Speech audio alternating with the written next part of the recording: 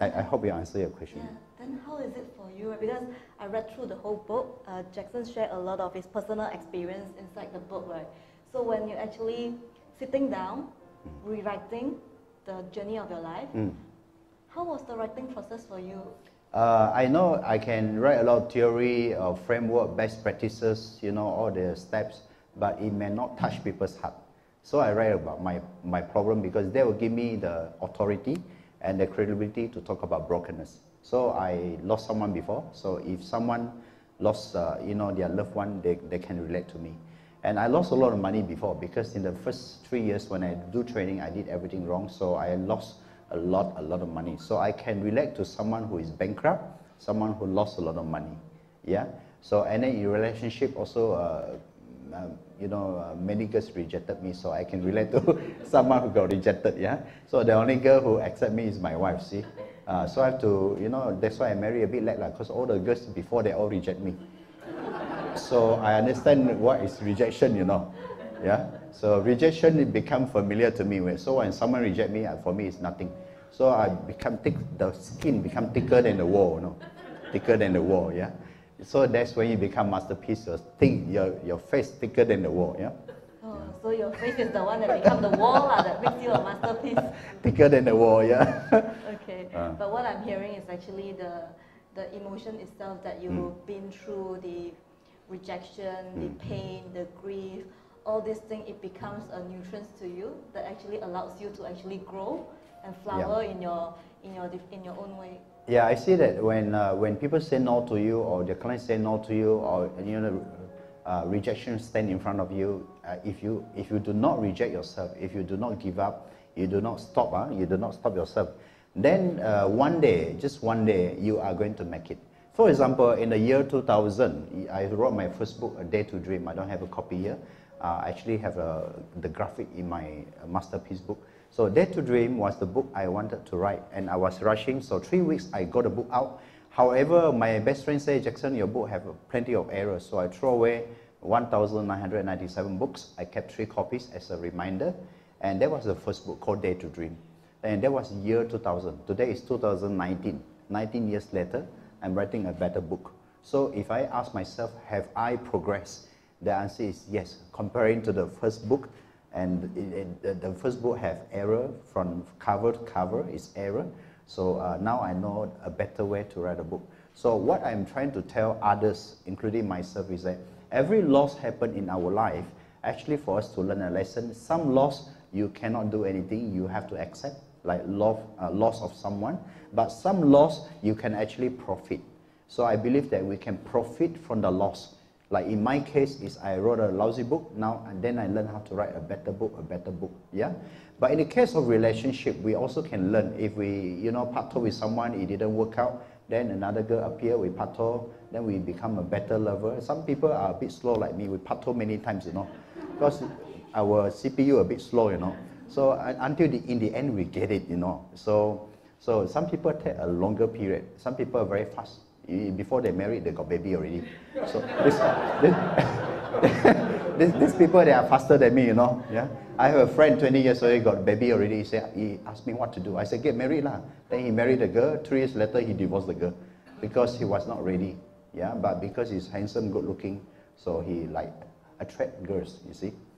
What I'm trying to say is that when we have loss in our life, in our business, we can learn to profit from the loss. But I think most people, right, like ordinary people, we are very afraid, you know, because you talk about brokenness. That means that I need to open up myself. I need to open up myself. I need to be vulnerable. I need to revisit all the pain and all the uncomfortable experience in life, right? Then how? I mean, the kickstart point. How do we able to kickstart ourselves to go for it, or else you can't become a masterpiece? Yeah. Firstly, recognize that everyone is actually broken in different form. Some people in financial, some people in physical, they don't have a leg. Some people are mental, some people are emotional. So we are all broken in different form, in different times. Some people are still broken, some people, they already overcome the brokenness. But the area that we can overcome, the area that we can do changes in our life, we do change. Yeah, otherwise the pattern will repeat itself. So you can have a guy who don't have money for 20 years because he haven't overcome the pattern. Yeah, maybe today he gets salary, today he want to finish the money. So there's a pattern he didn't overcome. But in the area that we cannot overcome, like loss of a person, this one we have to accept. We have to accept this is life, and life will never be perfect. It will always be broken right from the start. We were born until the day we die, so it will never be perfect. So we have to embrace, we have to be grateful for the things that we have, and accept that we cannot have everything. Yeah. So like, I mean, the person we want to marry don't want to marry us, for example. Yeah. And then the person we don't want to marry want to marry us. This can happen, right? So life is always, unpredictable.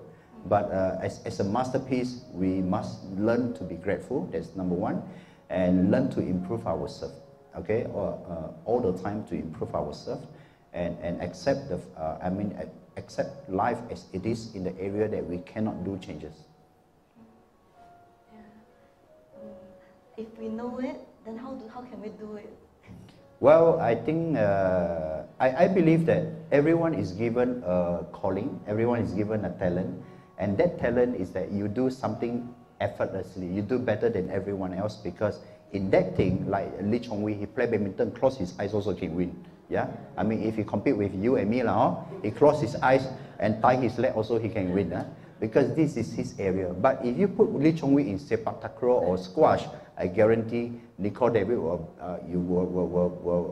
hit him badly. Yeah, because that is not his core strength.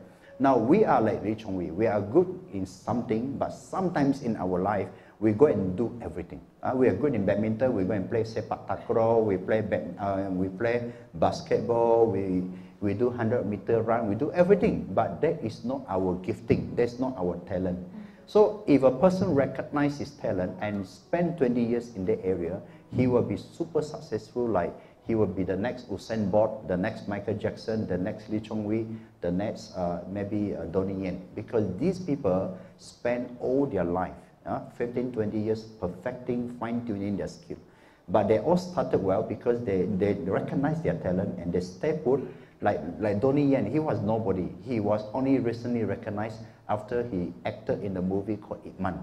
Before Ip Man, nobody knows who is Donnie Yen. But this guy already acted in more than 30 movies.